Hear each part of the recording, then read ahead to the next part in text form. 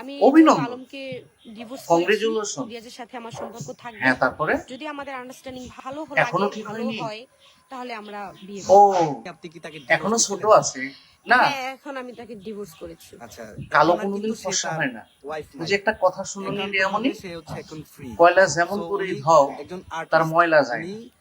আমার সাথে না, হ্যাঁ, তারপরে সবার সাথেই কাজ করতে পারে। ছাড়াছাড়ি ডিভোর্স হয়ে গেছে, ঠিক আছে, আমি তার কো-আর্টিস্ট, এখন সে ফ্রি হচ্ছে খাওয়া আমার যায় না? কো-আর্টিস্ট। ফ্রি এভাবে মানে আমরা আসলে আমাদের একটা টেস্টি সুসম্পর্ক। নাকি আলাদা? যে যেমন আমি সংসার করা প্রিন্স অবস্থায় মামুন যেটা আর আমি লায়লার রিয়েলাইজ ঘটনাটা করলাম, আমাদের মনে আছে। আলম টিভি 4 আসলে বছর ঠিক ছিল, হয় না। 7 মাস।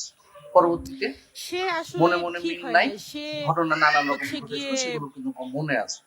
হিরো আলম, আহ, আসসালামু আলাইকুম, জন্ম থেকে চলতেছি। হিরো আলমের নায়িকা, জীবনের টুকরা, মনের আশা, স্বপ্ন, তাকে নিয়ে দেখেছিল। এবং সেই রিয়ামণি হিরো আলমের সাথে বিশ্বাসঘাতকতা করে তিনি কক্সবাজারে হোটেলে কট খাইলেন। এখন তারা কক্সবাজারের বিভিন্ন লোকেশনে, বিভিন্ন জায়গায় তারা খুবই কাছাকাছি ক্লোজে এসে ভিডিও করছে, ভিডিও ছাড়ছে, হিরো আলমকে ফোন দিয়ে জানাচ্ছে আমরা কি করছি না করছি। হাইরে ভাই, কি দেখতে হচ্ছে?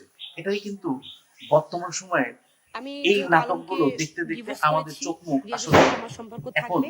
আর যদি চোখে আমাদের দেখি না। আন্ডারস্ট্যান্ডিং ভালো দেখবো লাগে, কেমন? ভালো ওই যে একটা হয়, কথা আছে না, তাহলে আমরা বিয়ে করব। কয়লা আপনি কি যতই তাকে ধাও ডিভোর্স দিছিলেন? ময়লা যাবে। হ্যাঁ, এখন কি আমি কইল? তাকে ডিভোর্স করেছি। হিরো আচ্ছা, আলমকে এখন আর মনে কিন্তু সে করেছিল তার সে ঠিক হয়ে ওয়াইফ গেছে, নাই। হয়তো ভালো হয়ে যাবে, একান্তভাবে সে হচ্ছে কিন্তু এখন ঠিক ফ্রি। হয়নি। সো উনি টুনটুনি একজন না আর্টিস্ট।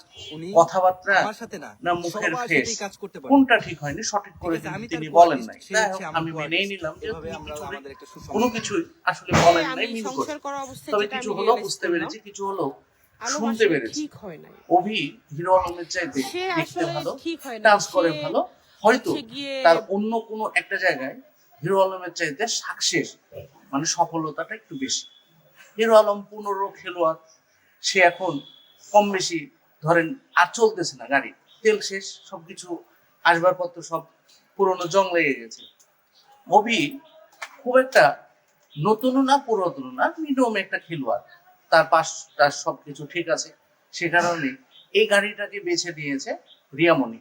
ভিডিওগুলো যখন দেখি, কোনো নায়ক নায়িকা ওকে এতটা রোমান্টিক হয়ে ওই একই ডান্স পিছন আর সামনে, পিছন আর সামনে, এই ডান্স দেখতে দেখতে আমাদের জীবন একবারই আহ চোখ মুখে একবার ঝালাবেলা হয়ে গেছে। তবে যাই বলে না তাই বলে, বাংলাদেশে কমেডি একসময় দেখতাম, সিনেমায় অভিনয় করতেন দিলদার, টেলিসামা, খুব ভালো ভালো অভিনেতা ছিল, কিন্তু তাদেরকেও হার মানিয়ে দেওয়া হিরো আলম কমেডি তৈরি করে থাকে প্রতি বছরে 8টা পর্ব।